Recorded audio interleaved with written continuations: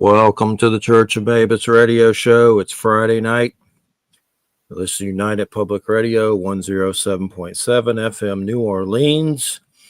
And we got Wham here with us, Professor Wham representing. Check out ProfessorWham.com. We got Kevin Hile here from a Visible Ink Press. And just briefly, we're about to take a 2-week break. I've been doing this for a long time. I swear it's 17 or 18. I think 18. I'd have to really dig through archives, which I've been trying to do because someone wanted me to find the Eve Lorgan Alien Love Bite interview, and it's like I showed them that there's proof of it that I did it online, but for some reason I can't find the actual file of it, so I have to dig through the archives. Man, I'm always moving those archives around. Like I have them on hard drives, and I try to put them on different things because what if a hard drive dies? So I'm always like doing weird, like Fear and Loathing in Las Vegas stuff with the archives, like copying them here, leaving them on a computer, like they're all over the place. Even now I feel paranoid that I need to do it again somehow on another hard drive because it would really suck if you just accidentally deleted every archive you've ever done. Some shows may be missing, like I'll have to dig for the Eve Lorgan, but it's got to be there somewhere. But first off, we're taking a 2-week break. And we'll be back on January 10th with Eric Grimsrud. And that will be he's bringing a friend with him. And basically, Eric, if you've listened to him before, is deep into Nostradamus and believes that Trump is Mabus the Antichrist, breaking down the word Drumpf. And He has a whole creepy acronym thing. I mean, you can laugh it off or whatever, but if you start looking at his breakdown with the acronyms, like Nostradamus did with Hitler and Hisler and all that, it's pretty creepy. But anyway, somehow Eric's writing a book about it all, and he's been trying to like get a hold of Joe Biden about it and all this weirdness. And somehow he claims that national security is going to be listening, that he's gotten in touch with, and they're going to be listening to that show. So, cool. The terrorists, but they'll have to open up my FBI files. I do have an FBI file. They'll have to open because I work for the Navy. So, but they're very concerned that Trump is Mabus the Antichrist, I guess. But, I always thought if the Antichrist came, he would be a lot smarter. But I know. That's what I don't know. I don't know. I'm not sure about that anymore. I mean, I think it really depends. You can look at it like an Antichrist is going to be like a smart European, like Lestat from You're the Vampire or something. But the thing with Trump that concerns me is he is kind of Napoleonic. There's kind of that. If you saw the Joaquin Phoenix Napoleon, which wasn't the best, but I love Joaquin Phoenix, but there's also kind of like a Dumbledore there, too. but as far as, I don't know. I mean, I'm doing this show. I originally named it Church of Mabus just to piss people off, to be shocking, like Black Sabbath or Ozzy or Alice Cooper, like Church of Mabus. It's just a stupid thing I did when I was, more crazier than I am now. And now I kind of look at it as satire, but if you come in, you're going to really listen down. And Neil Donald Walsh is here from Conversations with God, international bestseller. So I'm like, I didn't even think he'd show up, but people like that. So you got to go in to get to the onion. Don't let the name scare you. That was just something I did high when I was younger. But anywho, it's great to have you here. The story of Jim Willis, he was coming on for his Afterlife book, and he passed away. And I had just met him, through email and everything, and I was sad about it. And we just mostly wanted to come on to kind of a memorial for him, to give respect, to learn more about him, to find out about his book, and just give some peace. And hopefully in that sky gig up above, I'll get to interview him up there one year when I croak. But and hopefully he's blessing us from the heavenlies. I'm someone that's seen weird stuff. I've seen 2 light beings leave my house when I was completely sober, not on anything, like they were inside of it and flew into the heavens. 2 people made of light, like something you'd see in a comic book. Like I just talking about it, I always get goosebumps. So we've always had a lot of afterlife shows and discuss that, what it's like. And I do believe we carry on, and Jim's there, and hopefully he's shining on our show and feels our presence. So, Kevin, what can you tell us about Jim? First off, tell us a little bit about yourself, and then we can talk about Jim some. Oh, I'm not nearly as interesting as Jim. I'm just, I'm the managing editor for Visible Ink. I've got over 30 years in book publishing, and right now I'm in Southern California. I've been in Michigan and various other places, and I've written some books on my own too. Some for Visible Ink. I'm published about a dozen books, and I've edited probably about 300 books over the years. So, and What I are some just of your books? What are a few of your books? Oh, for Visible Ink, I wrote the Handy California Answer Book, the Handy Weather Answer Book, and the Big Book of Answers. You see the pattern there somewhere. I'm actually writing a book about the furry fandom right now on my own. Wow. So That's interesting. I'd have you on about that. I'd have you on anyway, but that would be something. Let me know. Let me know about that. Cool. Is it coming out through Visible Ink or somewhere else? No, it's coming through. I have a small publishing house, Uncle Bear Publishing. So, yeah, well, I'll ask you about that. When's it expected? Hopefully, cross fingers, by spring, summer this coming year. I've been actually working on and off it for the last 10 years, so I'll check. Finish it. I'll check back in with you about it. I mean, I'm not like a big furry fanatic, but that would be comedic to talk about. Well, that's the thing. It's interesting. I know I'm supposed to be talking about Jim's book, but it's about it's for not only people in the fandom, but definitely for people who aren't in the fandom who want to learn about it.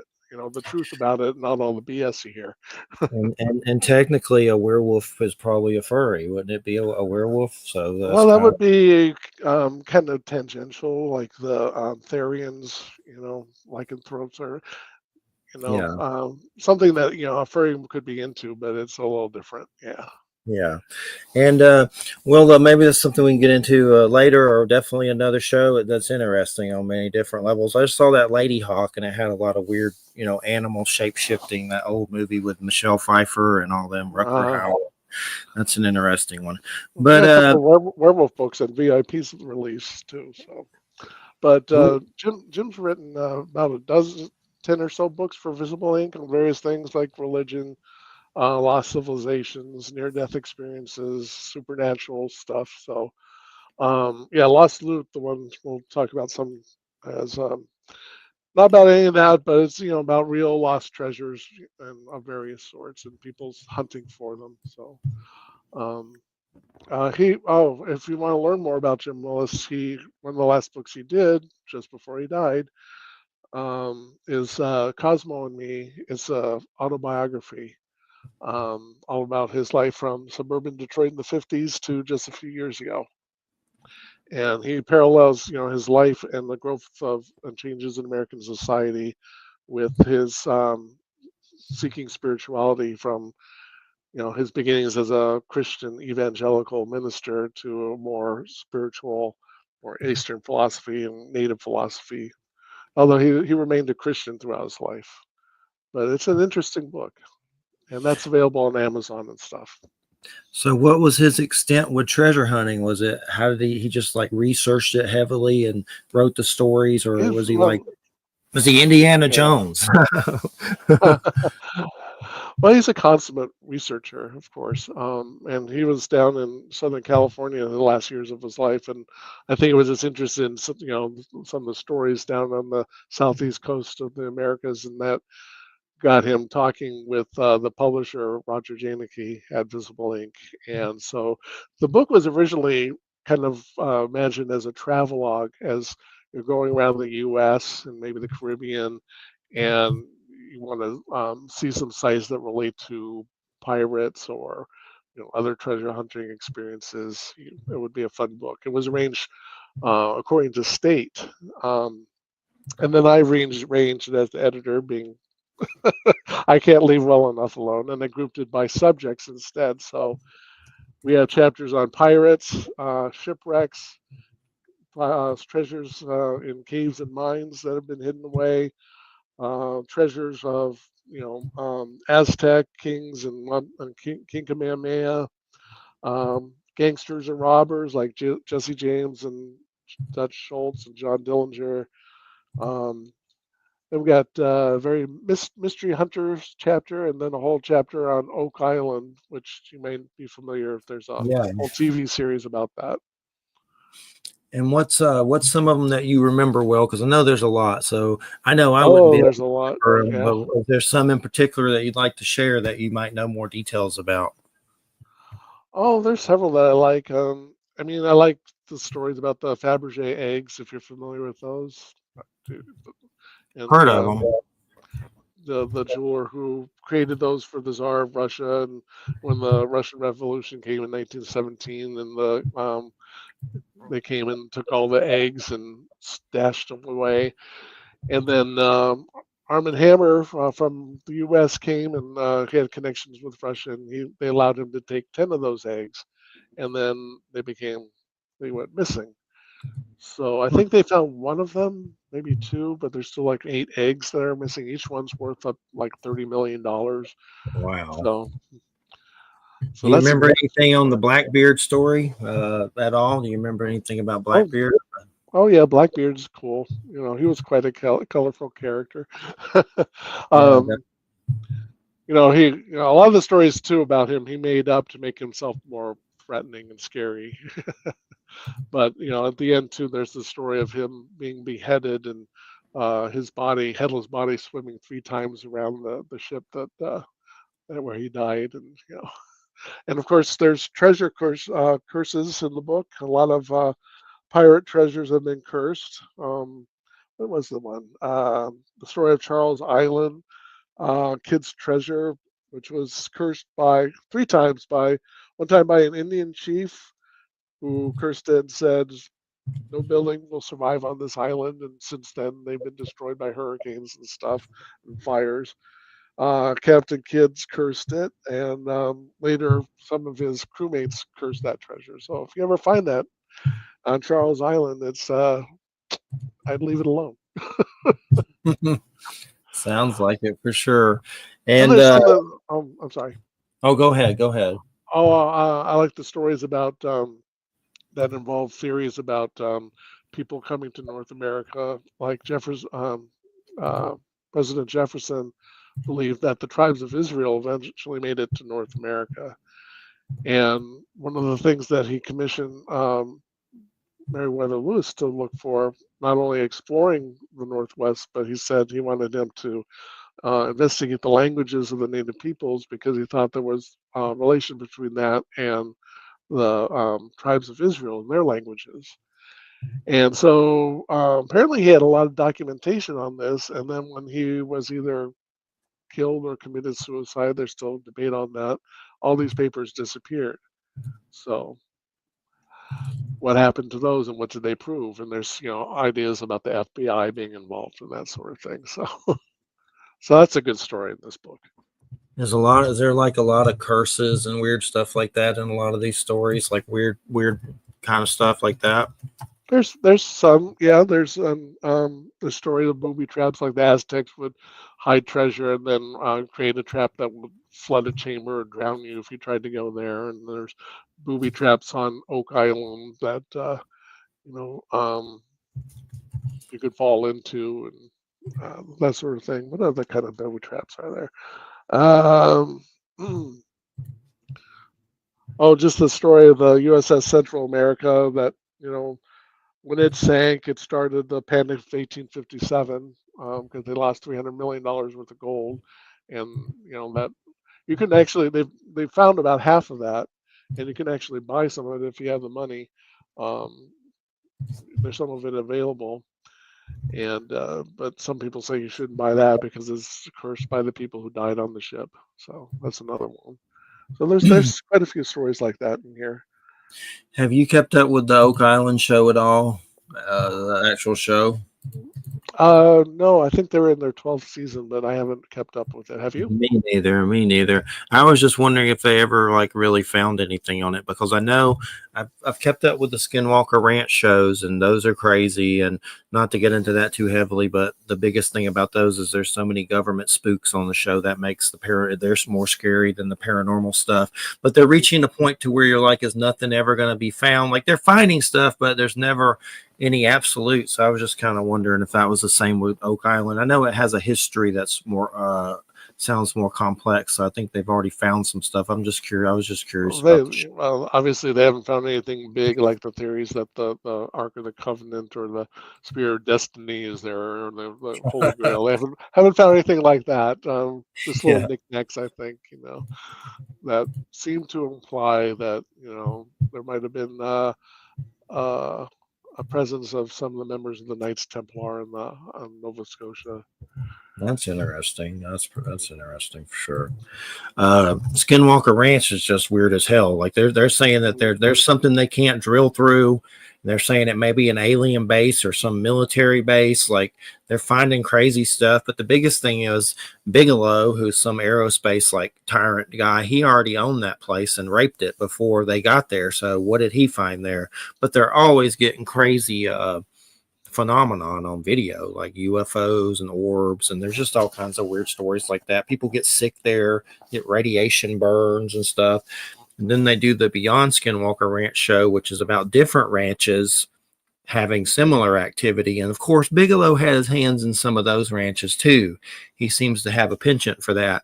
And then, of course, the weirdest thing, just the last bits about this, we'll get into more stuff with treasures. They had Chris Bledsoe on with two government spooks, Colonel John Alexander with like X-Men neurology, brain equipment, and he summoned UFOs on the show surrounded by government spooks. So that's how weird that show's getting. It's getting really weird. But he also has a book, UFO of God, or something like that. It's on Amazon with 5 stars, and people are under it saying they're having similar experiences. It's creepy. So it's something, they're up to something with those shows with the government that I don't trust at all. Well, ever since was it last year when they released the film of the acknowledged UFO or whatever, they're not calling them UFOs now, I forget what they're calling them, aerial phenomenon or whatever. I don't like it's right there. AUPs, the Navy pilots. AUPs. Thank you. Yeah, AUPs. And it's acknowledged, there are these things out there. There is, video, and the military is admitting it. So we still don't know what the hell they are, but there is something. Yeah, the drone thing going on right now is insane. Yeah. All the drones and stuff. But let's see. Let me look through my notes here. Did I accidentally close my notes? Of course, yes, I did. Give me just a second. What else do you remember anything about Jim's Afterlife book at all? Were you involved in that on any with editing or anything about the Afterlife book that he was working on when he passed? Yeah, that's what he was coming on for, was the Afterlife book. Yeah, unfortunately, I haven't seen anything on that. Was he doing that for Visible Ink? I don't even know. Do you know what publisher was doing that for? They sent it. I don't remember, but I was just wondering if you knew anything about the Afterlife and his views on it. But we can get back into the treasure stuff. There's some of that in his autobiography, and Jim and I talked on the phone about that sort of thing. I never met him in person, but we had a lot of agreement on spirituality and that sort of thing. And we had a lot of good conversations on the phone. It was a very fascinating and nice guy, and I'll miss him. Yeah, and from what I can tell with the Afterlife stuff, and I know Conversations with God gets into it a lot, but I think seeing those beings of light is a big, I think something was trying to comfort me and to show me that there was life after death. And I kind of think, I know for me personally that we are those beings of light on some level. I don't know if it's like we're the little caterpillar worms now, and when we croak, we become that, like a butterfly or something, like the cocoon theory, like the Ron Howard cocoon movies, those little beings of light.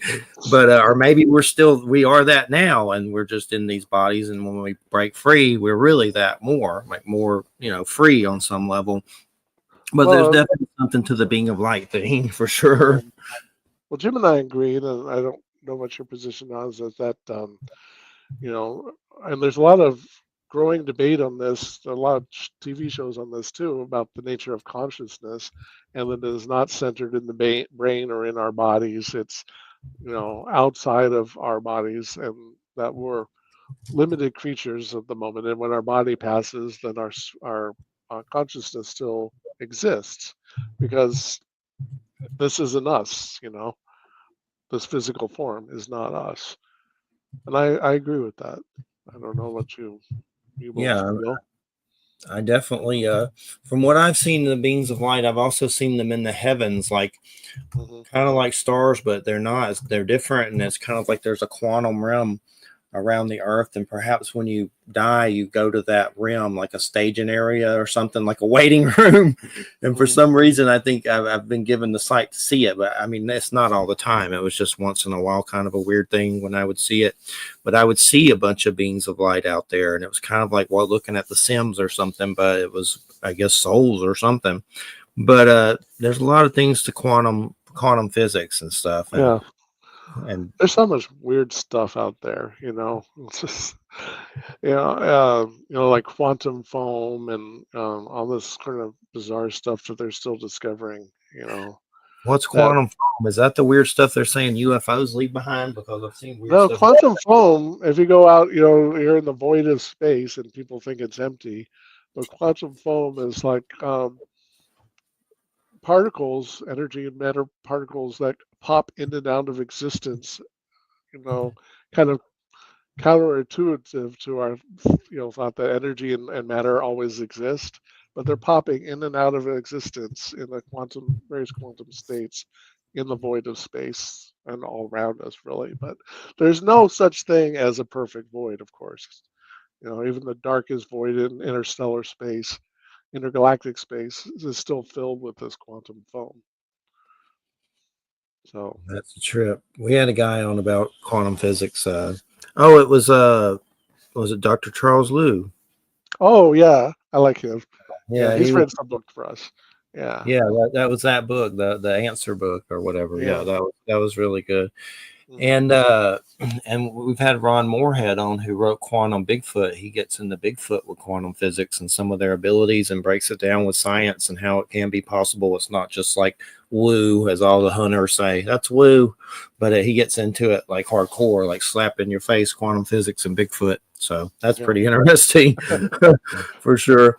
But I'm looking through my notes here, and I know I've done a show actually about Jesse James and all that. What can you tell us about this, the blood-soaked treasure, and it involves the Knights of the Golden Circle? Oh yeah, that's all about Jesse James' connection with the Knights of the Golden Circle. Are you familiar with Knights of the Golden Circle? I've heard of it, but I don't. You know more about them than me, probably.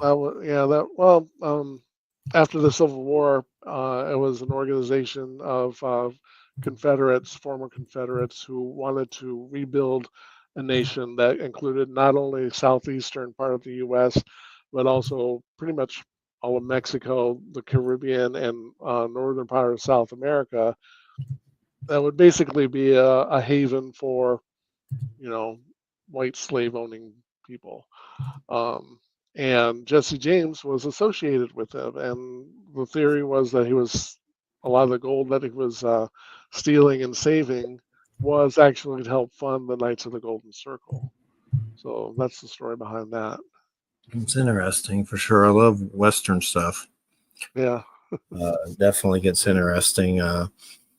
But the afterlife thing was what he was coming on for. And then, of course, I heard about it through his daughter at first. And it happened right before he was going to be doing the interview the same day. So it was definitely sad.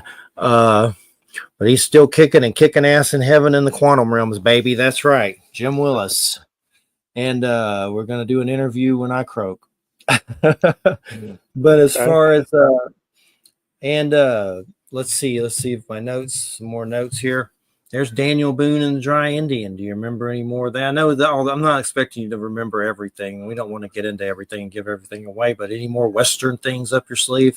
Well, there's quite a few of those, stagecoach robbers and that sort of thing. The Dry Indian, was a little story about Daniel Boone, who was pursuing an Indian who was, I guess, running from him or something, and he crossed this river and got to the other side of the river. Of course, he was soaking wet, and they saw the Indian on the same side of the river, and he was bone dry, and it was because there was these caverns underneath the river, and this was like in what's present day southern Illinois or southern Indiana, and there's all kinds of limestone caverns under there, and there's lots of stories of how, or theories that the Native Americans hid large caches of silver in those caverns.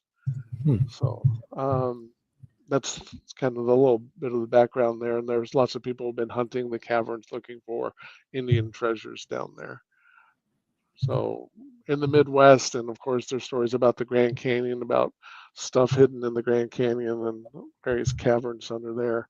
So I know there was I was just going to say there's that Native American Navajo police guy. He's on there's an episode of Unsolved Mysteries where coins keep appearing in a room. Like they just keep coming up. I believe that was Unsolved Mysteries, but the coin thing's interesting. And this guy's legit. I definitely believe this dude's legit. And he was just telling a story that they were a team that was assembled like the X-Files for the Navajo reservations. And they had to keep track of all this phenomenon happening. And they were also the Navajo police. And he does like seminars about this stuff. So I have him on DVD, an old seminar. You can find him on YouTube. But Dover, I think is his name. Do you remember his name, William? John Dover, I think. I'd have to look it up. But I know it was an Unsolved Mysteries. Wasn't the coin one? Do you remember that one? Wasn't that on Unsolved Mysteries? Or am I mixing up shows? I know there was one where the coins were manifesting. I think it was an unsolved. I think it was Unsolved Mystery. I mean, that sounds familiar to me. So yeah, I think it is. But you know who I'm talking about, right? Yeah, I do. He's on Skinwalker Ranch a lot too. But the coin thing is interesting, and then of course there's a lot of lore with that, like the coins for the eyes, coin for the boat keeper. So you get these treasure stories. Get creepy with the coinage. The Lost Dutchman mine. You got so many different things here, different cultures, and that's always a good thing that there's so many different stories to explore from all kinds of different ways of life. The Lost Dutchman mine, there's the Peralta stones, which are little stones with clues that are like, if you put them all together, it becomes a map to help you find the treasure in that area. So wow. That's another story in this book too. That's interesting for sure. That's some Indiana Jones kind of stuff going on. Is there stuff like that? Is there more stuff like that, like weird stuff like that? Well, there's the Beale treasure, which is an interesting story about these cryptic codes that were left with this fellow named Thomas Beale, left them with a fellow. And there's 3 of them, and one says what the nature of the treasure is, and another is where the treasure is, and the third one is who the treasure belongs to. Huh. And they've been trying to decrypt these for decades, since like the 1800s, and nobody's been able to figure out what the heck they mean. What culture is that from? What civilization? That's how the codes are all numbers. And one of them was deciphered because it had it has a link to you have to get a book that helps you decode it.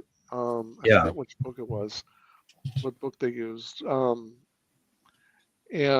using that and the numbers in the code, you're able to say what it says. The second one that was decoded was supposedly where the location was, but even though they had that, they never found it, and they never found out what it contained. But that's an interesting. interesting one. It's in the Mystery Hunter section, and they've had government specialists working on this for years. They used to use it in their classes, to teaching people coding and stuff, and nobody's figured it out. Does any of this stuff get into crazier stuff like Ark of the Covenant and the stuff you mentioned earlier, the Spear of Destiny, Odin's Spear, and all that? Did any Oh of yeah, these come up? that's all in the last section. The whole story of the Knights Templar and how some of them got away from the church persecution. And, of course, a lot of them made it to England, and then the theory, of course, that some of them made it to Nova Scotia. So it's interesting. yeah, I know there's weird stuff with Hitler hunting down that stuff too. Creepy stuff. That's creepy. Creepy. Indiana Jones stuff. Yeah. yeah, real. There's a new Indiana Jones game that looks amazing. I want to get into that. It looks really good. You get to kill Nazis, and let me see the name of it. It just came out from Bethesda. I'll just say it real quick. The new game, but it looks really good. Indiana Jones in the Great Circle. But it looks really good. Let's go back to the 30s or something, or when's it set? I'm not sure. I'd have to look it up, but I think it's during probably during maybe World War II or something. I don't know. I haven't looked that deep into it, but I've looked at the trailer. It's pretty cool. But there's not many Indiana Jones games. I think there's like some old. There's some old ones that are like from LucasArts or something. So this is about the guys that did Castle Wolfenstein and stuff, and the company that made Fallout and all that. So it should be good. It's got good reviews, but I'll check it out one year. Let's see. And Jim Willis, what else can you tell us about him? Your conversations, about the afterlife and stuff like that, and spirituality. What was his spirituality? Was it a particular religion, or was it just like spiritual? Well, I guess I mentioned that. I'm sure I forget if we just talked about this before we went on air. He started off as an evangelical Christian in his ministry, and he worked in the church for a long time. He was also an educator. He taught religion. He taught music. He was a talented trombonist player and played for some major orchestras. But gradually, he evolved into more seeking spirituality. He was always a Christian, but he explored Eastern and native philosophies, and just more open-minded than most people who are devout Christians about like us cosmic field and science and all that sort of thing. So we both basically believed that we're spiritual beings and that we're just here to receive an education in the physical world, and then we go back to our spiritual form when we're done. What would you consider your belief system? Is there a particular one, or is it just spiritual? I guess open-minded spiritual. I'm fascinated by physics and astronomy, and I read a lot of Alan Watts, if you're familiar with him. Yes. I like what he has to say. His whole idea that this is a dance, and the point of the dance is the dance itself. It's not to get someplace. We're supposed to experience our life, so we shouldn't be worried about necessarily accomplishing something before we die. We should just enjoy the experience of it, and we're here to learn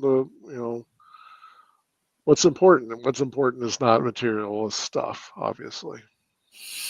That's true. The biggest problem with that is there's a lot of cool stuff here. It's hard. A lot of cool stuff. Especially my comic books. I'm going to bury those with me. I'm kidding. Yeah. Are you a DC or Marvel or both? Or I like them both. I like them both.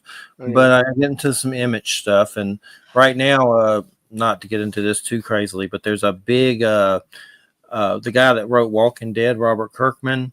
He is doing a big universe of Transformers and G.I. Joe in the same universe with a comic called Void Rivals, and it's pretty crazy. Like they did a Cobra Commander comic that was awesome.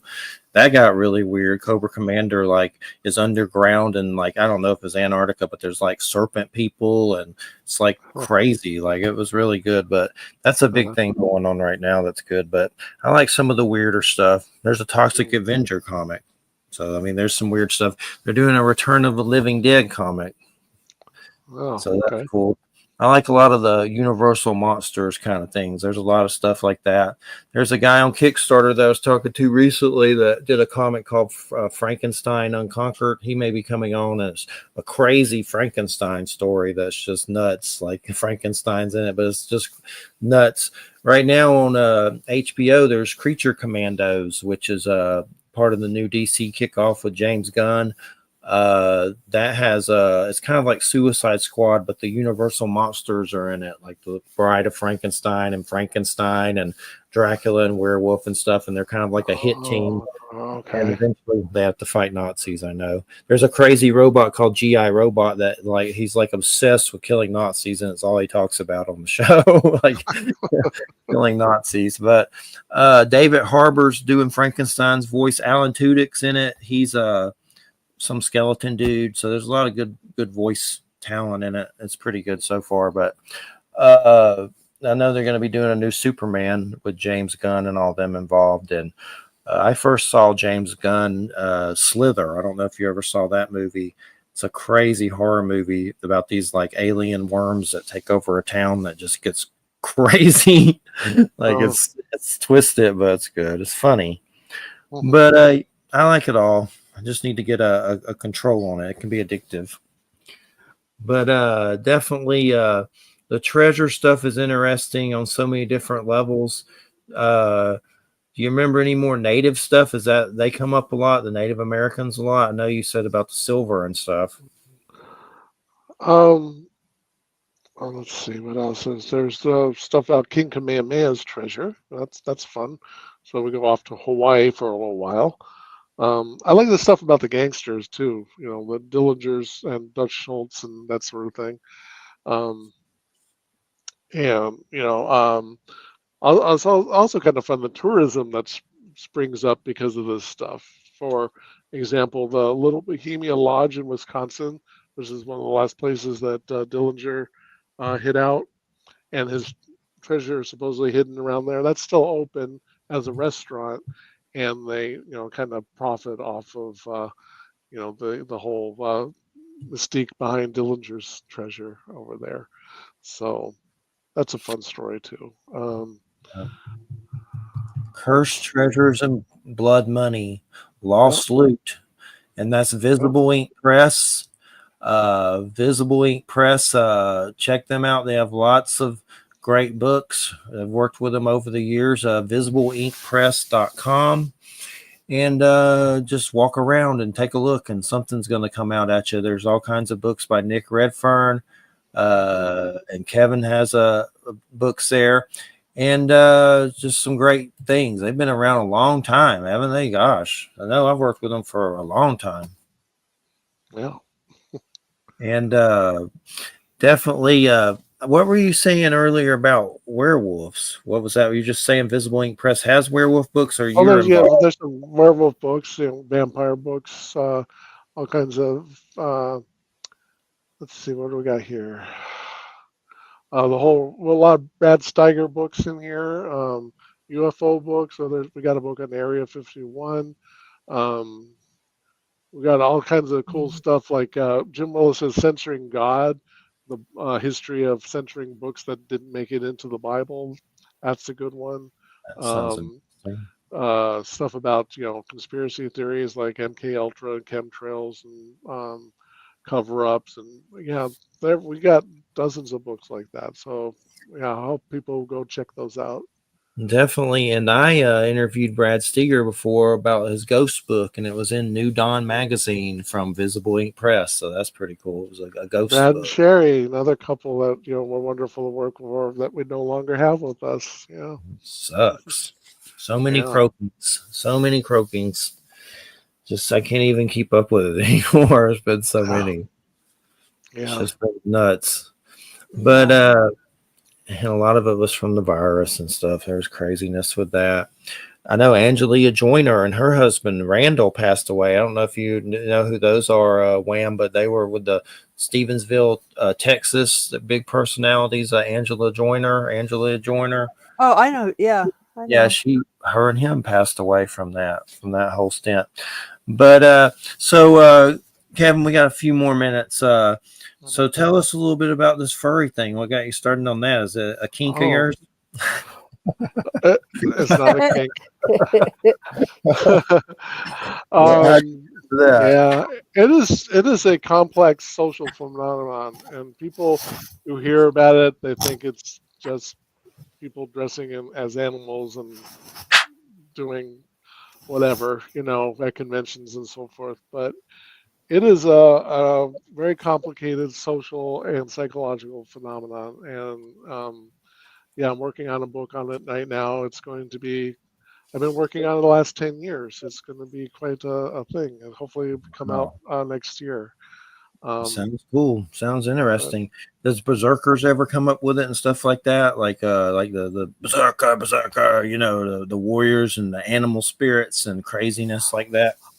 Oh, not really so much. No, I mean it's kind of related to the regular cosplay fandom, like a Comic-Con and stuff like that. So, it's a main difference is it's not associated with any franchise. It's not like Trekkers or Whovians or Harry Potter fans or anything like that. It's totally independent, and that way it has a lot more freedom to it. A lot more freedom to explore um, various possibilities. The people who create the costumes, this is all original art and original stuff. It's not people dressing up as the Borg or something like that. So it's fascinating, and the people who mock it and who hate it don't understand it, and that's why I'm writing this book. We had that dude on. Gosh, I can't remember. He's on my Facebook posting all the time, but he wrote a lot of werewolf books, and they get out in the woods and like get naked and howl like werewolves and stuff. I can find his name really quick, but there's some werewolf stuff. He has it's like a spiritual werewolf book. He was on not too long ago. I'd have to find the name and everything, but I mean, some of it leads back to like anime movies and stuff, or is it there's maybe some kind of connection with that kind of stuff? Definitely. Japanese anime is a huge influence on the furry fandom, giant, and that goes back to its early history in the late 70s. So, yeah. No question. Actually, it sounds really interesting because I have known a couple of people who are involved in that community, because they are also involved in a couple communities that I'm connected to, and they just seem to be like really fun, cool people. And they've talked to me a little bit about it, and it's not anything I would do because it's so involved. But the truth is that, years ago when I was in high school, I was one of the like original D&Ders, like in the late 70s when the very first iterations of D&D came out. And in fact, the group, the D&D group I was in, the guy who was usually like the host or the dungeon master, his older brother, he had a significantly older brother. His older brother was one of the developers. So we were like a test group, so, but we got like versions of it before it was published, and they'd try it out on us. And I mean, you know what I mean? It was more than, but so when I was young, with things like that, me and my friends to, the iterations of the showing of the Rocky show. And I mean, there was up and we'd go like the place where we'd go in Kansas City, Missouri. That's where and we would go like, ridiculous is that? Dressed up like, I'm getting a little And breakup of audio here. Yeah, she's having some breakup, Wham, for some reason. But I so used to be who knows why? I know it's no telling. Drones probably. I used to be a dungeon master Yeah. many moons And ago. so anyway, I used to do things really involved in it, and I just out of it, I just sort of those sorts of things. And to me, it's just sort of like a more adult version of those kinds of things. Hmm. But Well, it seems fun. yeah. Well, there's some things to debunk. First of all, only about 20% of people in the fandom have a costume, a fursuit, and Right. and it's not all about adult stuff, as if you're going to say it that way. Yeah, that's just the part that I don't mean, I don't mean like, yeah. I don't mean adult sexual stuff. I mean adult, Okay. like adult, Yeah. I didn't mean it like that. Although I think my Oh two yeah. friends, it's sort of that, but I Right. don't think it's that necessarily that way for everyone. Part of the origin of it But was that it was a reaction to the funny animals and the cartoons that, you know, um, these people who were fans of that wanted something more adult. Um, so, mhm, some of that came out in the early comics, like they would have science fiction comics featuring furry characters. So that was more adult right, because there's more right, violence and adult themes and stuff. So, yeah. right. So it's really complex, and in the years I've been working on this, the fandom has changed a lot. So it's a lot to keep up with. I'll probably have to do additional editions in the future just to keep up with all the changes. But it started in the late '70s, and it's changed profoundly. And there's probably hundreds of thousands of people all over the world who are now in this. So anyway, It'll be interesting. We'll have Interesting. to have you back on to talk about it. That I'd sounds love really, to. it Yeah, sounds really interesting. we'll definitely check back in with you. Well, it's been a great show, Kevin. We appreciate it so much. And what's some links? There's visibleinkpress.com. You got any other links you want to give out? Yeah, hold on just a second here. Um, Okay, we're on Facebook at Visible Ink Press, Twitter at Visible Ink Press, Instagram at visible_inks_press, and on LinkedIn /company/visible-ink-press. That's all the social media presence I know of. All right. Well, we appreciate it so much. Thanks for honoring Jim with us. Jim Willis, everybody. And check out his book, Lost Loot, Cursed Treasures, and Blood Money. And hope you have a Merry Christmas, Kevin. And to everybody at Visible Ink Press, y'all take care. Thank you so much. Thank you. Merry Christmas. All right, everybody. You're listening to United Public Radio, 107.7 FM, New Orleans. The last show of the year. Hoo-wah. 2 weeks off. What am I going to do on those Fridays? Christina did her hand in a naughty motion. But that's the plan. But let's see. Why is this thing? He's gone, but I don't want to kick him from studio. He's gone, so I'll do it. Wait, no, I don't want to kick guests. You should. That's the wrong function to do. But anyway, I didn't know anything about the furry thing, so that was interesting. Oh, that's fun. That's actually really fun. Yeah. What about white power furries? I've heard about that. I know all furries aren't white power freaks, but then they've been trying to associate it with that or something. Well, some people, but there's like white power, all kinds of people. Everything. Whatever. There's always somebody doing that crap. Yeah. I was just trying to figure out the Nazi furries.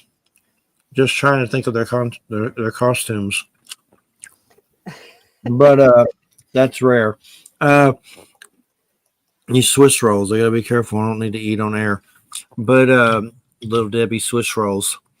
Debbie, I haven't had Little Debbie Swiss rolls in a long time. Are they a lot smaller than they used to be? Probably. Yes, they Yeah. are. Everything's shrinking. Sure. I call it Putinized. Putinized. Putin's doing it. He's shrinking all our food. Everybody is ready for war. Putin's- Yes, they're smaller, I think. I don't know. It might be about the same. I don't know. I used to choose take some of the chocolate off and then unroll them Yeah, me too. and try to eat them that way. They were a mess, but yeah, I used to unroll them. Yeah. Yep. They're good. We can get in those chocolate cherry things, covered cherries. My mom goes crazy over those, has an orgasm. Oh my god. Makes orgasm noises every time we give them to her. Or Queen dark Anne, the Queen dark Anne. chocolate one. Queen Anne. No, these are cool. I would buy those Queen once a Anne. year. These are really The good. Coca-Cola ones. There's Well, Queen they're cola. Anne cherry cola, Can't say Oh, chocolate yeah. covered cherries. There's Those are fun. blueberries. I haven't had a I blueberry have yet. not tried those yet. Blueberry. So are these Christmas treats that you're? Yeah, Yeah, it's it's just basically birthday presents / Christmas. stuff like that. Sharing with everyone. So we can, share Plus, the my love mom and goes not get too crazy fat. sometimes with her Sam's stuff. Coconut. Well, What are these, like $5 a piece yeah, or they're less? under $5. Under $5? That's good. I just like a Reese's or a Snickers or something, but those are good. I don't mind them. Then there's those little Debbie Christmas trees. Those we get those, the little white Those ones. are overpriced and getting. They've shrunk those. Like, They've really- shrunk those. They've shrunk those big time. Give me those real quick. I'll show the I got look. a bag of the fake chocolate too for him. What is that? Oh, the white chocolate. It's fake That's chocolate. Don't die by Reese's. Oh, that's real chocolate. I was going to show the Christmas tree on the cam. The little Christmas trees. Oh, what? I'm not trying to show them all of The our- little Debbie's. What are we selling food tonight? I'm just going to show how Yeah, much. you're doing free advertisements. I remember those. Little Debbie, how about a check? Content advertisements. But they've shrunk those. They I used to opened the be bag a and lot I want bigger. perfume that smells like that. Look. I'm like, I want this in a perfume. These used to be at least like a lot, like twice as big as these. It's vanilla. Of course, Pumpkin's going crazy about the wrappers, like thinking he's going to get a bite.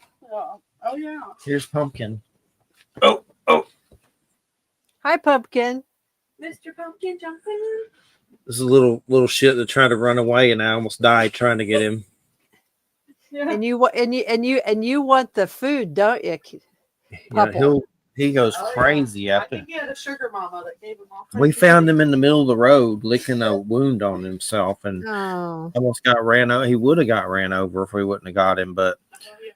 I almost hit him. he has to be on the leash outside. He tries to dart off under things real bad, like porches and weird whatever. Like he'll take off and you'll never see him. He'll go under something and get trapped. But he's over there going crazy after his bone. But Christmas break. So we're going into Capricorn. We just got over Mercury retrograde, right? What else is going on? Do you know? Have you kept up with it? Any of the well, crap? Pluto has been in Capricorn and now it's in Aquarius. So, and that happened about a month ago. So there has been kind of a general, there's been sort of a change. The way most people have experienced it is a kind of, I call it becoming accustomed to oppression. A sort of kind of, I think the way it's manifesting is that because this change happened, the shift happened right before the election. So I think that what's been happening is that people have been drawing their boundaries. You've probably heard about some people. I don't know if you've heard, like if you get on YouTube, the FOFO people, the F around and F out, people who, it's mostly stuff on Reddit, but lots of reports of families splitting, not going to each other for the holidays, just choosing not to associate with people who voted for who. And I mean, I happen to know a number of people who have drawn particular boundaries around people that were friends or members of family that voted in certain ways, and they're just deciding to not associate it with each other anymore. At least this time. And it's not happening with everyone, but it's happening a lot. So it's just interesting, that's one of the things that you could attribute to Pluto and Aquarius. And the Pluto, I mean, is that kind of considered as dark, isn't it? Kind of a dark thing? It's not necessarily dark. I mean, it's not necessarily dark. Pluto is about changes that come suddenly from outside, or that seem to come from outside forces, and they can be good too. They can be, they can just be sudden, but it is the kind of energy that forces people to make decisions about their lives. Sometimes they feel that they don't have a choice in the decisions that they make. Like I know for myself, there have been a couple of individuals in my life, and this has actually nothing to do with politics. It has nothing to do with their voting. It has to do with my uneven aspects of my relationship with them.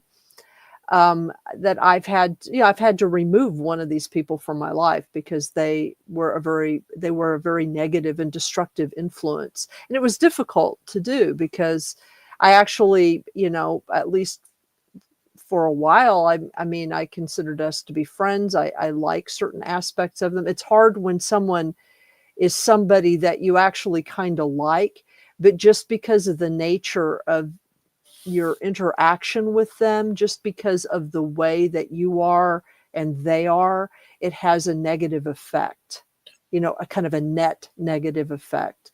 Maybe they're a little vampiric. They don't really mean to be. I mean, there's lots of ways you could put it, but there's just something about the way in which the two of you interact that it's a net negative for you, or for me it was. And I just had to make a decision to not be around this person.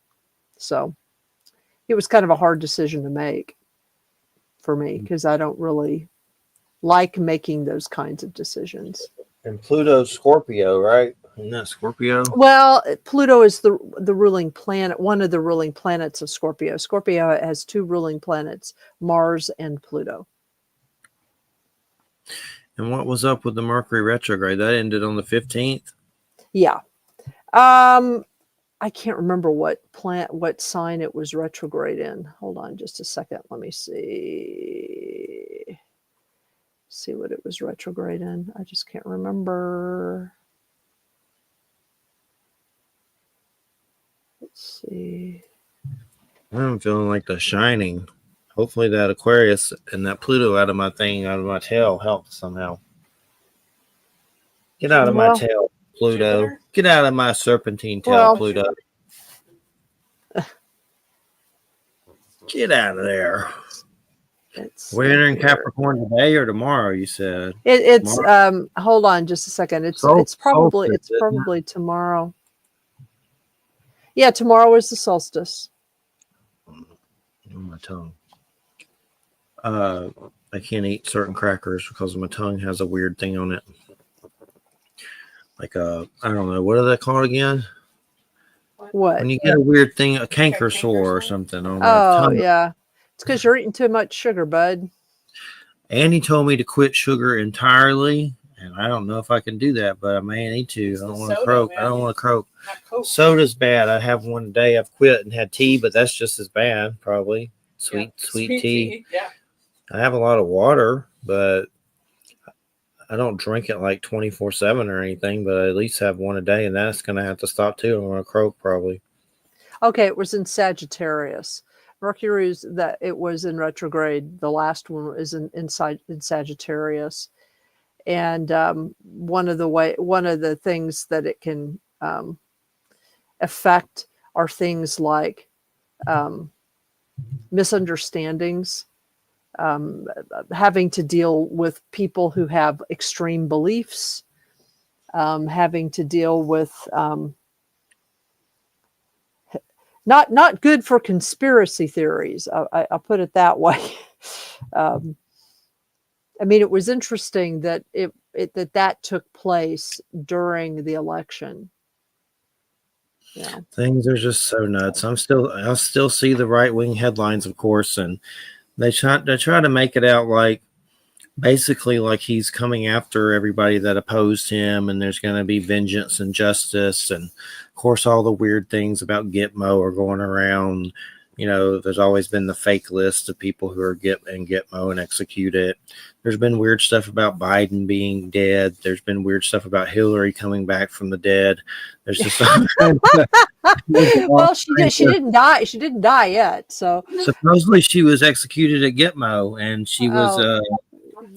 Like, there's people that argue, like they'll see something about her being alive. No, she was executed in Gitmo. These people are nuts. Yeah, now they run everything. Now they're going to be like headstrong because Trumplegooch is in. So scary. I'm just going to hide. I know. Nothing new on my part. I'm like a mole.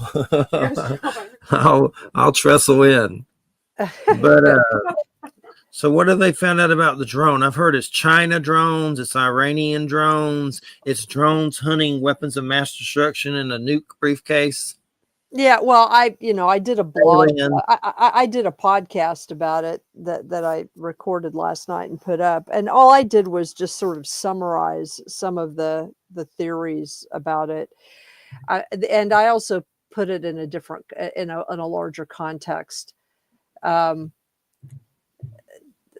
In the first place, the stuff that's going on in New Jersey right now or lately has actually on a much lower level been going on in a much broader area throughout New Jersey, Southern New York, and parts of Maryland for several months. In fact, I mean, I talk about this in the blog that I did.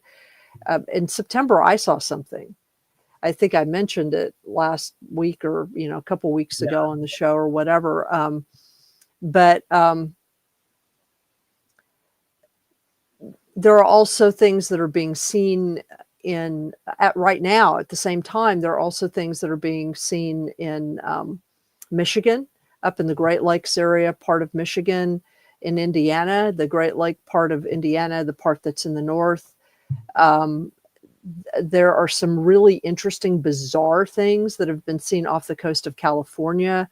I think it was on December 7th, there was a very well documented, lengthy sighting by pilots right inside the coast of Oregon. In fact, I have Alan, my partner, actually sent me on YouTube the recording of the transcript of that. So there have been a number of different things, and there have been things reported in South Korea. There have been things reported in Japan. So it's not just happening in New Jersey. It's just that New Jersey, whatever is being seen there, has sort of there are so many things that are being seen that it's sort of risen to the level where finally the media is checking it out, and I mean, I have no idea whether all these things that are being seen in other places are connected, but there's some really, really good reporting and footage on things going on in other places. So it's not just New Jersey.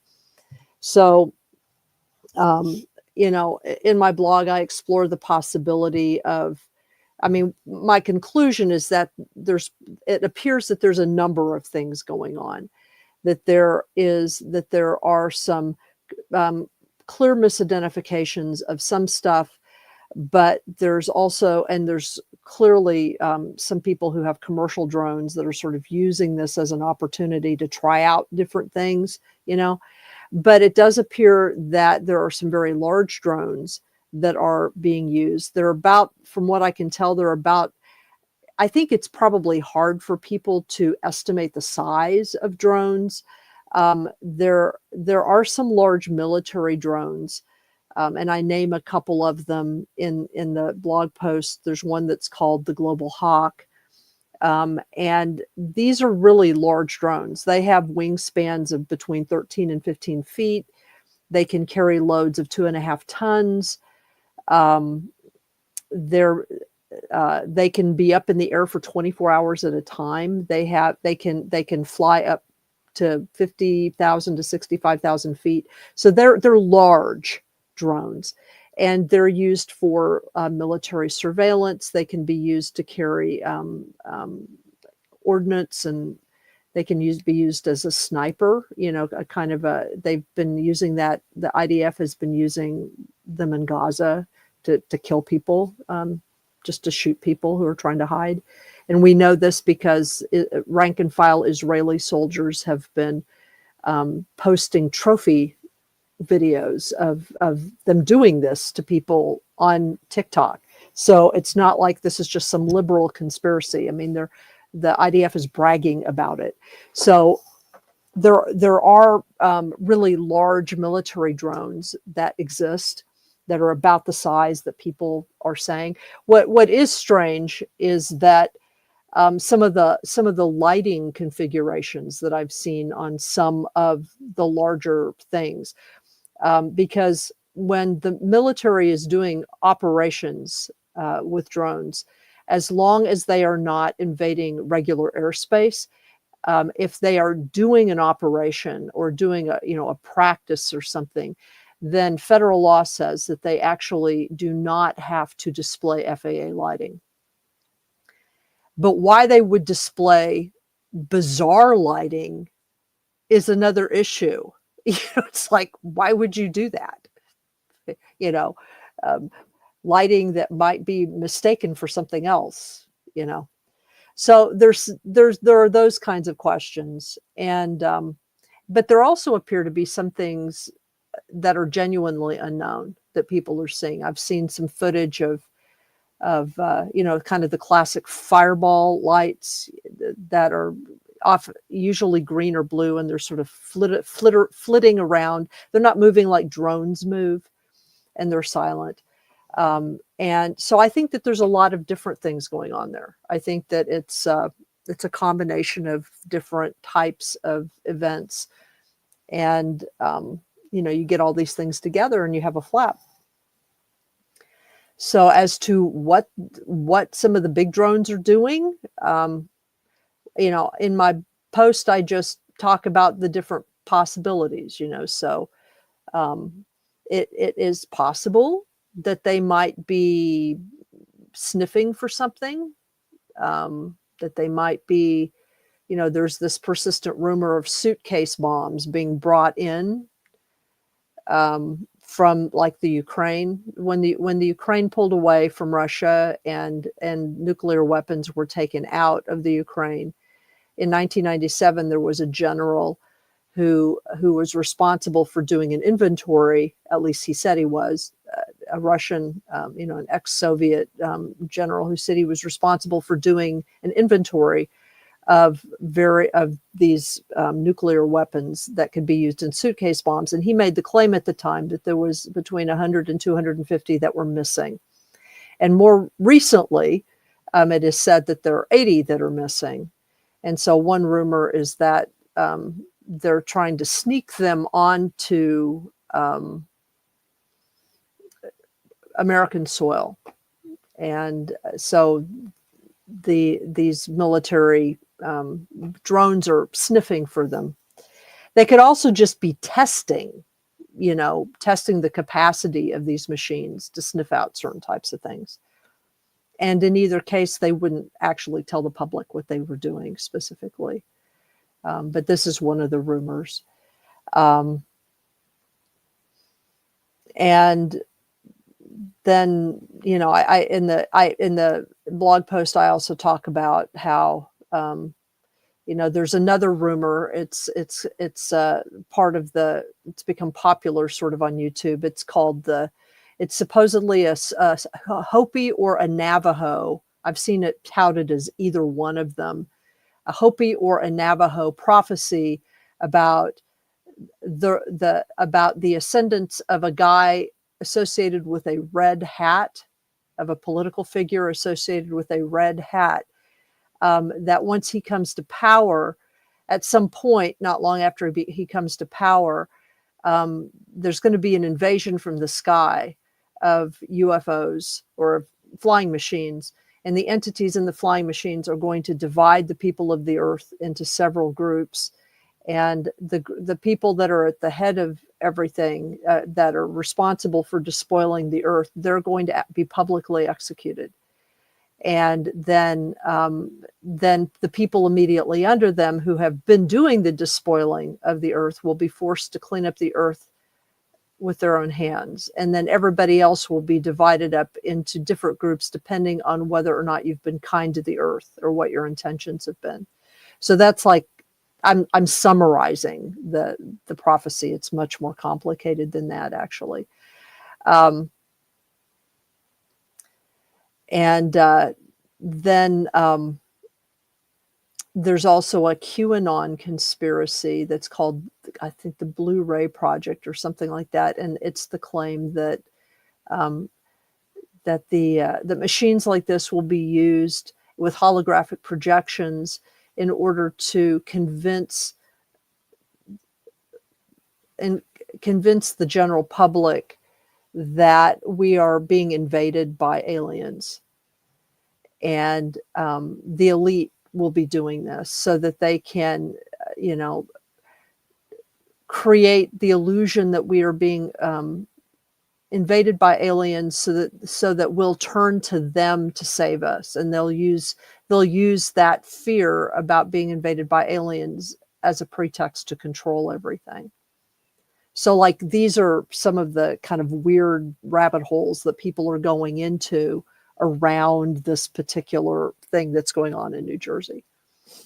So, you know, I just kind of summarize all that stuff and then talk about my own experience, seeing something odd over the Hudson a couple months ago. I guess it was 3 months ago now.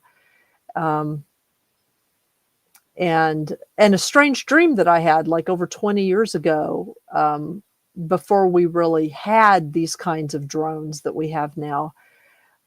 And in the dream, I was helping people escape into tunnels from these flying machines because they were shooting people down. And we had found some tunnels that you could go into that they couldn't operate in because obviously they wouldn't receive the transmissions necessary to be able to operate within them.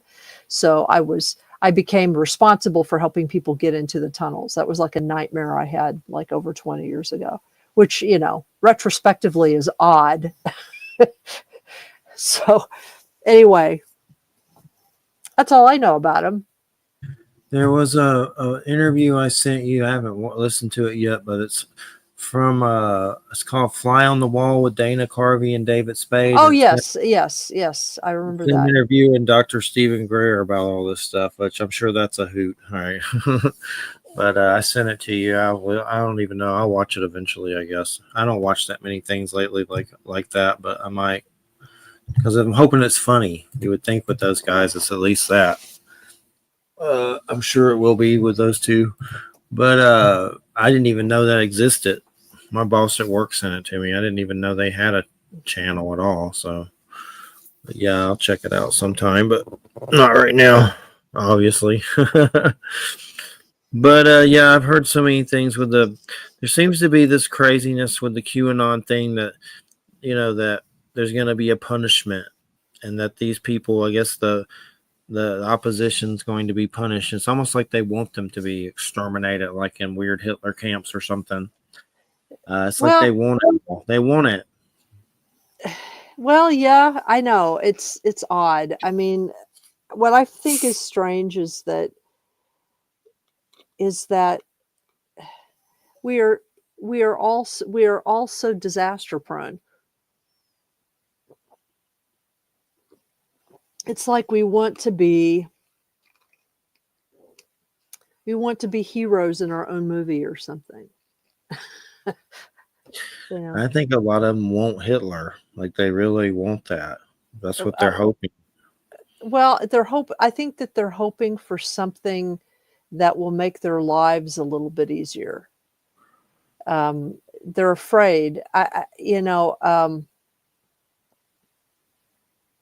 They're afraid, and I'm not really sure.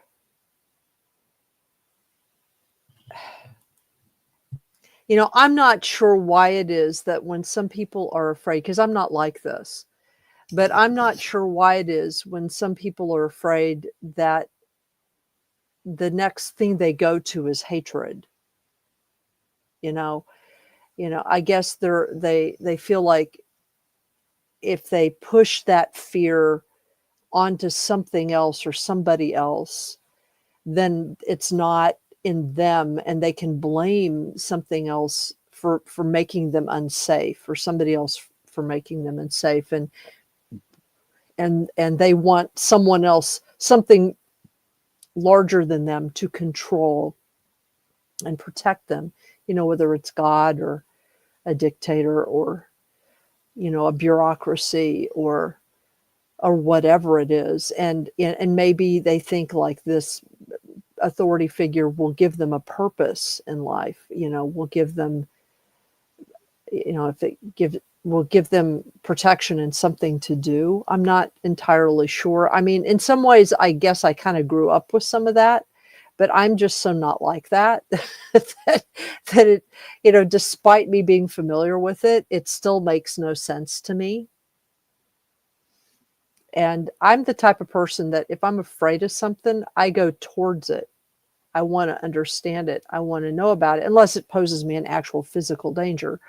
And then I'll get out of its way first. But, it's just like my interest in the paranormal came directly from my experiences of being terrified by it.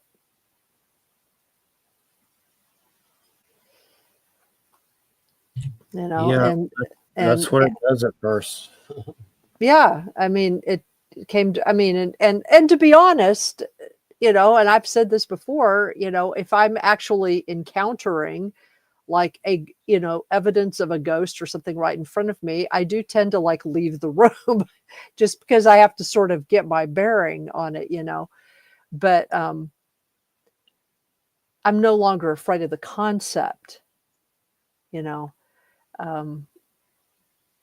so I've always tended to go towards that which has frightened me rather than pushing it away and not wanting to know about it. The fear. Yeah. It's an initiator. But most of my experiences were that, and that's all they were. But later is when you reflect on it, it becomes something else. Yeah, we're right. Exactly. And gosh, let me see who else is coming up for the next year. Who have I been messing with? Wild Trees is coming back. He's always a hoot about animals. Till James Glenn, he's a stunt man. He's coming back. Mark Nakamp, the energy dude. And then that's with you. And then Rick Osman, that's the Ohio Valley 7 Bears book. And then I'm working on some other stuff for February, slowly but surely. It's slow going. But I have talked to some interesting people on Kickstarter that I want to have on that, like there are people that have done projects with comic books they created, and then you pledge for it, and then they create it and send it to you. But there's one guy that did a Western book that's real crazy called The Devil's Gate. He said he wants to come on. And there's another guy that did one called Frankenstein Unconquered. He wants to come on. And I was talking to this one guy that they put out this Friday Night Bigfoot comic, and it's about Bigfoot and wrestling. And there's like a wrestler dude that helped make the comic and stuff, like some weird stuff like that. There's also been some weird. I don't know if these guys can do it because of time zone, but they made a comic in the UK. These guys called Unit 666, and it's about this British military, like military soldiers that fight Nazis, and there's Nazi Feratus and Nazi werewolves, and it's like the Nazis are evil and there's the heroes, but it's batshit crazy. Like it really is nuts. There's Nazi Feratus, like Nosferatu, but Nazis. That's Like kind those, of crazy. and then there's werewolves, and there's like a lady that's on the cover with machine guns and stuff, and werewolves and craziness. But there's a lot of weird projects on there. There's one called Cinema Crypt. I wouldn't mind having them on. They do like comics, black and white, of old horror movies like Frankenstein, but they put it in a comic form. And they kind of they just did a Nosferatu in winter story where it's about Nosferatu in the winter, some kind of Christmas story with Nosferatu. And they put that out, but a lot of weird stuff on there. I've been watching the pledges and stuff. I mean, they just did a heavy metal relaunching #1, that magazine, and man, they rack up and get like 600 grand or something on there. There's another magazine, Metal Hurlant, that apparently has been around a lot, with that Mobius and Jodorowsky, the guy that like just these personalities that do artwork and stuff that have been around for a long time. But apparently Metal Hurlant was first, and then Heavy Metal was kind of an offshoot of that somehow. Just weird magazines. Mobius, I don't know if you ever heard of that artist, and then Jodorowsky. Yeah. Mm-hmm. It's like these real cool old dudes that everybody thinks cool is really cool. They are cool, but I don't know that much about them. I mean, I got the first issue for Heavy Metal and for Metal Hurlant, but if I like it, I might subscribe. It's kind of expensive, but I got the first issues just to check them out. They're like 300-page magazines. Wow. Wow. Yeah. That's long. Greg Hildebrandt did the Heavy Metal cover, which is an interesting artist that does a lot of artwork. Greg Hildebrandt. I have his Dracula book that he illustrated. That's really good. But yeah, Kickstarter is pretty trippy. There's a lot of weird stuff on there. Got to be careful on there. I've never had no one. Oh yeah, another thing I did on there. There was a Les Stroud, Survivor Man. I don't know if you've ever heard of that show. I have. Yes, I have. Yes, I know who Les Stroud is. He's doing a Bigfoot documentary called The Question of Bigfoot, and he kickstarted it, and also he has his 10 episodes of Survivor Man Bigfoot, and it's neat because they raise money on there, and like if they get a certain amount of money, you get a perk. Like let's say he'll sign it, or like you get awards as it gets more funding for different things, and the Bigfoot one signed by him, which I don't really care about that stuff. It's cool and everything, but I'm not someone that goes, getting signatures, but it's just a cool thing. They add things to it as it gets more funding, like rewards that you get because you pledged. Mm-hmm. So, and that Ricardo Delgado, the Dracula guy, he did his tarot on there and made a wallop. It's just interesting. All these people pledge, and then you get that money. And then you better make sure you're sending that shit to them, or you're never going to do it again. So you better make sure you're doing what you're going to do. There was what's his name? Jim Varney, Ernest comic book they did, Ernest and the Dreamstone, and the Ernest family was involved. And it's like a graphic novel of a new Ernest tale. That was pretty cool. And the proceeds go to the family. Of course, the Lon Chaney family did a London After Midnight graphic novel. That's the lost movie of Lon Chaney. Like, there's a lot of neat stuff on there, but it's fun to look around. And they don't a lot of technological stuff too, like technology weird stuff. Like some guy had something you plug into your phone that turns it into a musical instrument, and you blow in it or something. Wow. He got funded. There's a lot of weird stuff like that on there. Different stuff, technology, like just all kinds of stuff. But I mostly just look at the books and stuff, the graphic novels and stuff like that. And a lot of them won't go to the store. So you have to, if you didn't get it there, you're screwed. But gosh, what's going on? I don't even know anymore. What's going on?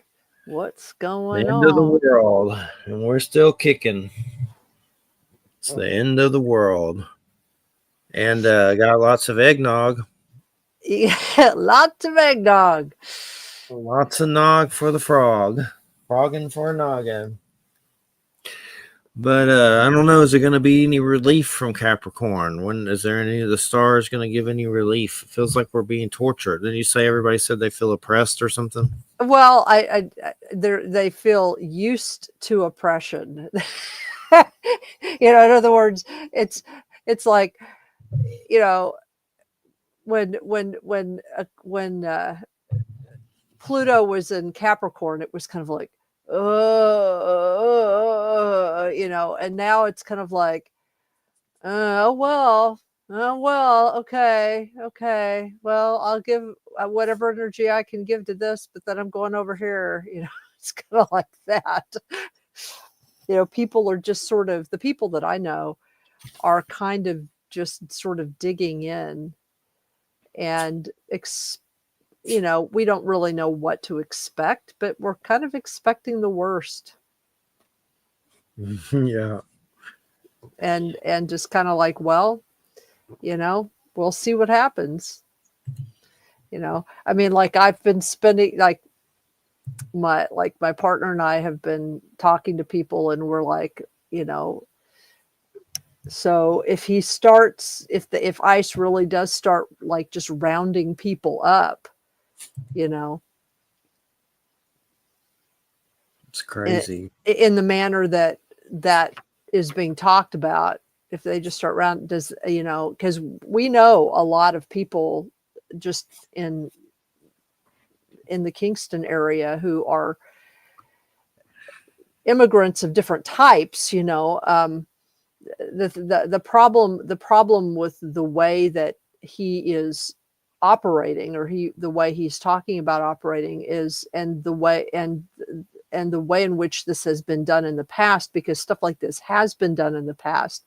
There was a project back in the 1950s, and I will ask certain members of the audience to excuse the racial epithet that was used, because this is what it was called. It was called Operation Wetback, and it was intended to get rid of Mexican and Central and South American immigrants.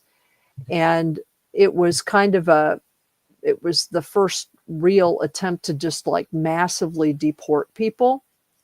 And now, I mean, their record keeping and documentation was even worse than it is now. And obviously they did not have computers at the time they didn't have the databases that we have now. But it was really clear that they made very little attempt to differentiate between actual illegal immigrants, migrants who already had legal status, and individuals who in fact were natural or naturalized citizens. They also didn't make a lot of distinction between different kinds of brown people. And so there were all kinds of people that were gathered up and just deported to places. There were people that were natural born American citizens that were adults, that had been American citizens their entire lives, that weren't even Hispanic, whatever that means, Hispanic, that were just brown, and they were just literally scooped up and deported or sent into these different places. And so it's kind of like, I've been talking to people. It's like, does that mean if they start doing that here, that I'm going to participate in hiding people in the house? Is that what it's going to come to? Hiding people in the basement and finding ways to shuttle them out. I mean, it's like, seriously, it's kind of like that, because, I have a really good friend.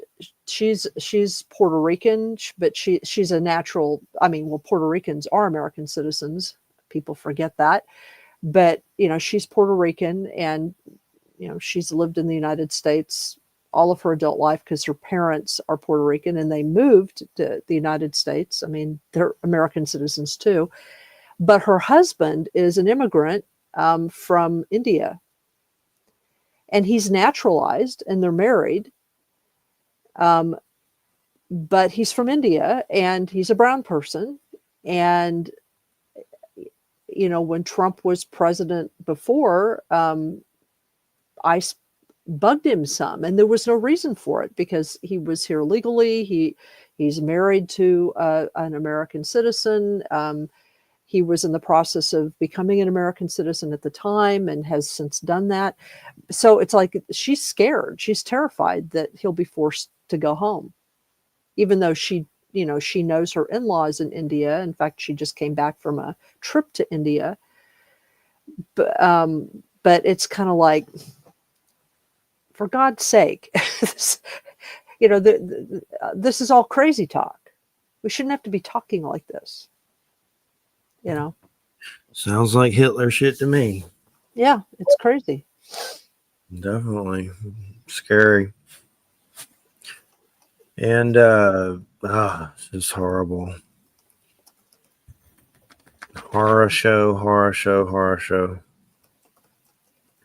When is the inauguration? The 21st? Well, it's whenever. Well, it's supposed to be the 20th. It's usually the 20th. You get to see this prick gloat all the time. Oh my God. I know. The thought that, I mean, it's like the thought of him being on television constantly again is just like, turn it off. I know. It's like I will spend time. I won't ever watch it. I'll just like look at the Associated Press headlines every day just to see if we're about to get nuked yet, and then just go on. And they're gonna media will probably start kissing his butt a little just to have him in their good graces. It'll be crazy. I don't even watch any of that stuff. I walk by a TV playing it from somebody else. That's about it. I don't watch it. But definitely. Oh, the guy I was talking about was Denny Sargent. His book was Werewolf Magic, Authentic Practical Lycanthropy, and they get naked in the woods and howl and stuff and go crazy. He actually has a book called Naga Magic, The Wisdom of the Serpent Lords. That's older. Oh, I think I know that one. I think I have that one, actually. Denny Sargent. He's been on about werewolf magic. That Naga Magic sounds interesting. I mean, I have that book because I do, I think we may have had him on. We did. You may have been here. I can't remember, but you probably were. But yeah, I think you were. So how do you get the Nagas to help you? Will they help you? Well, I don't actually ask them for assistance. They came to me, and I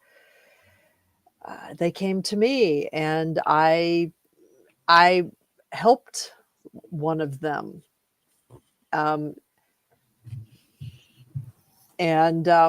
So now they hang out. I do offerings twice a month. And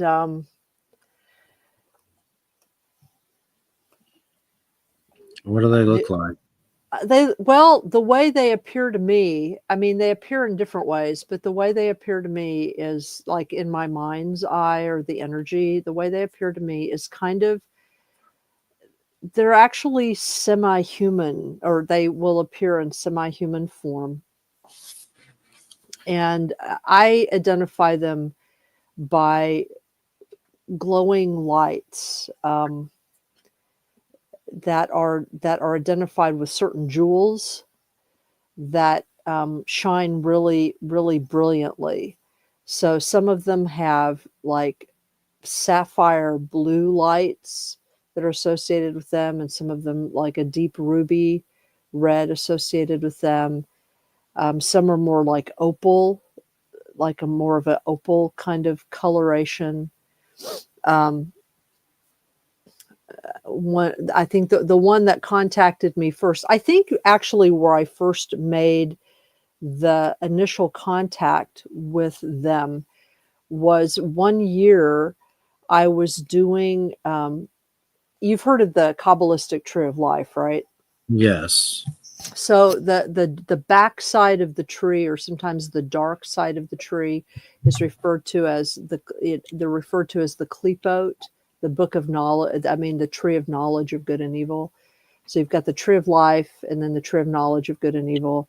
And so you can do magical work with the Klipot in the same way that you do it with the Sephiroth on the tree of life, but you're going to meet a different set of entities. And, some people like Kenneth Grant or like Crowley regard these entities as darker. I didn't experience them as darker. I experienced it. It's kind of the difference between the underworld and the overworld. Okay. So, but while I took a year and did an entire year working through all the Klipot and all the tunnels in the tree of knowledge of good and evil. And when I got to a certain place in the Klipot, I encountered it was like a kind of a visionary experience. I encountered a very large serpentine-like being. And I saw it very clearly. It was white. It was this vivid white that had like an emerald in its forehead. And this is after I'd had some other experiences and dreams with horned serpent entities here in the Hudson Valley.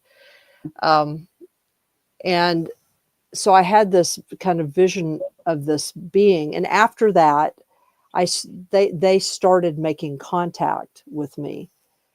And so I don't ask them to do things for me.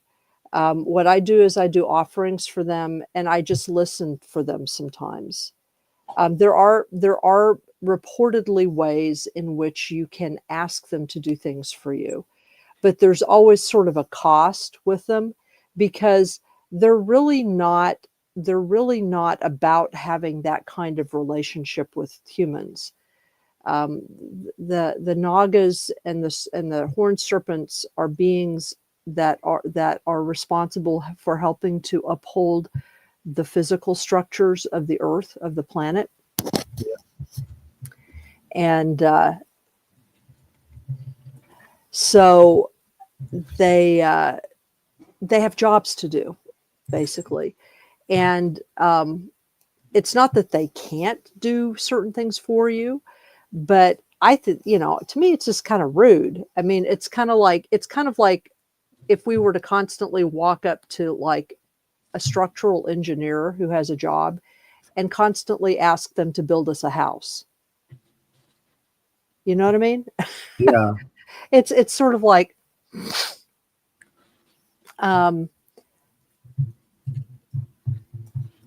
so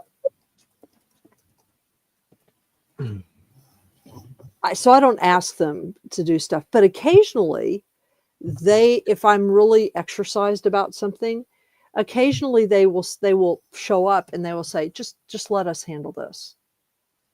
Just, I don't ask them to do anything. They'll just say, just let us handle this. We'll handle this for you. And my only stipulation is always, okay, I'll let you do this, but don't hurt anybody. Because they can hurt people from time to time. So don't hurt anybody. Just because they have a job to do. So, if somebody gets in the way or something is being stupid, but anyway, so yeah, I mean, for some reason they like me. They were the ones, I think I've told you this, they were the ones that after I started doing offerings for them, I was in my bedroom and I was awakened in the middle of the night by more than one thing that was in my office. and I could tell that there was something in my office, which is right next to my bedroom. And I could tell that something was in my office, and I was awake. I was like sitting up in bed, and I distinctly heard something say to somebody else, "This is where she lives." And I just said, "Get out." It's like, don't wake me up in the middle of the night with this, and they did. They left. But like I do like mantras every night to them, like little prayers every night to them, just to say thank you, and I have dreams about them, so I think I'm kind of protected by them in some way.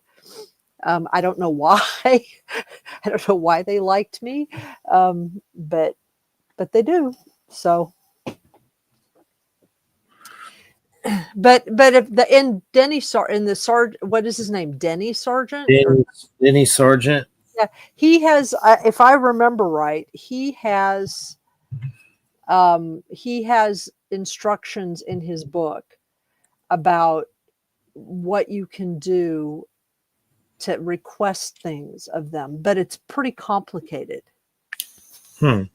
Like the stuff that he does is based on Hinduism. And so it's based on what he's been able to find about how certain Hindus who are connected to the Nagas, because not all Hindus are, but how certain Hindus who are connected to the Nagas, because there are like certain groups, villages, and whole kind of tribes of people in India who are said to be Naga people that, they live in sort of relationship with the Nagas. Yeah. And this is more to the south. This is in the Tamil region of India.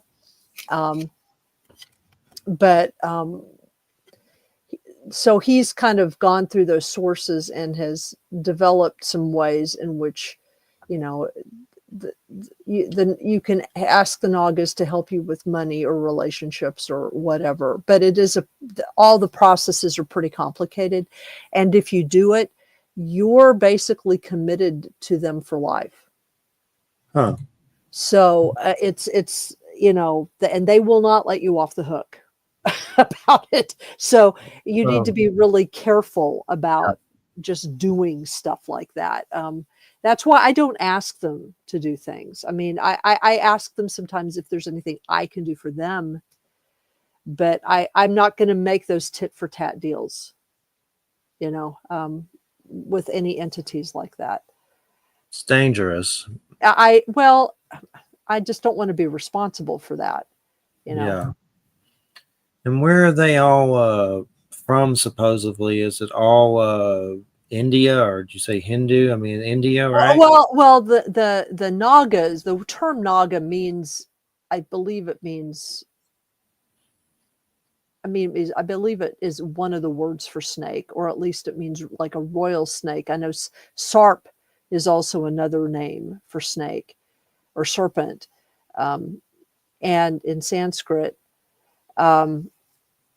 But the Nagas specifically are connected to India. So you'll see them in Indian and Buddhist stuff, and also in some of the countries that have been, where Hinduism and Buddhism have gone, like, Bangladesh, Thailand, places like that. They're somewhat similar to dragons, but they're not identical to dragons. Dragons are, dragons are of the same kind of tribe, if you will, as Naga, but they are also a little different than Naga. They are not always associated with the same things as Naga. So, and we think of dragons as just being that in China only dragons are there, but they actually have serpents too.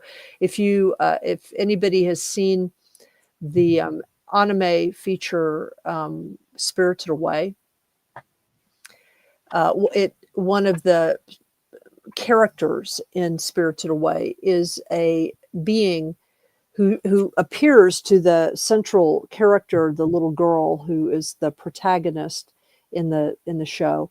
He shows up to her as kind of a kind of an older male protector, teenage boy, but in fact he's a river spirit, and he's not a dragon, and he's a serpent, and he displays his true form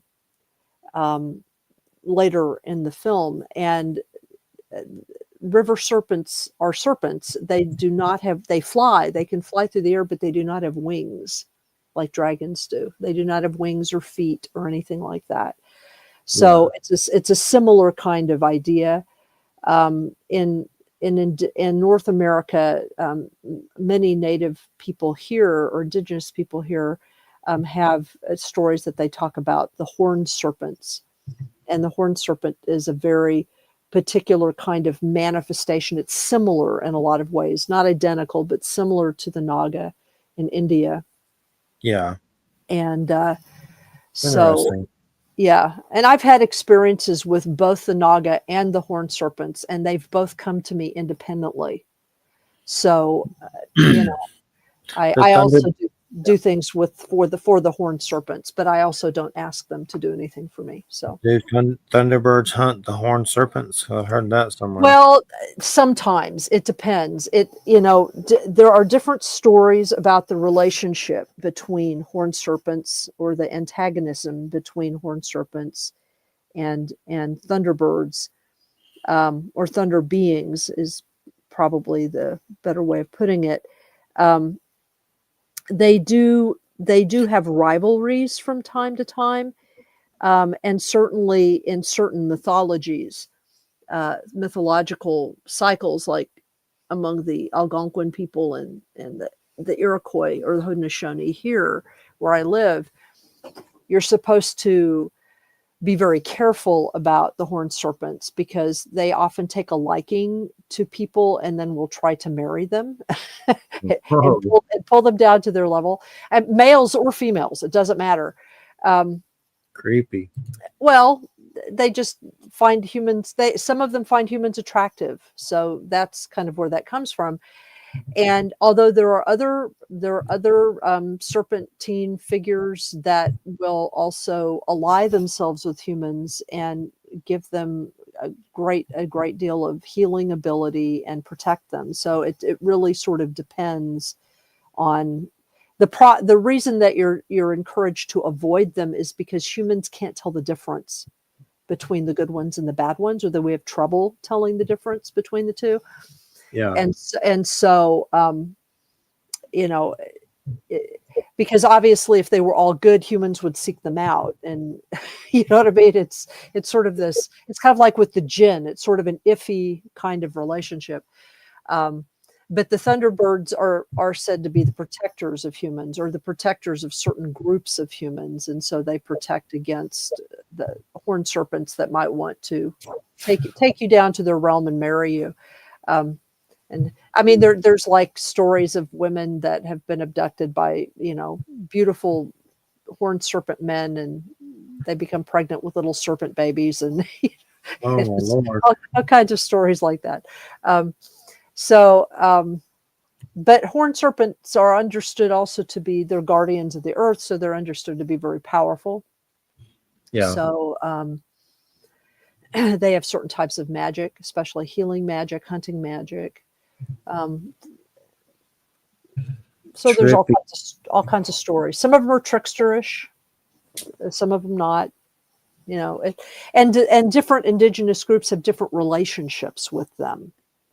So, like in the Southwest, they're associated with rain, and so they're not looked upon so negatively because it's dry in the Southwest.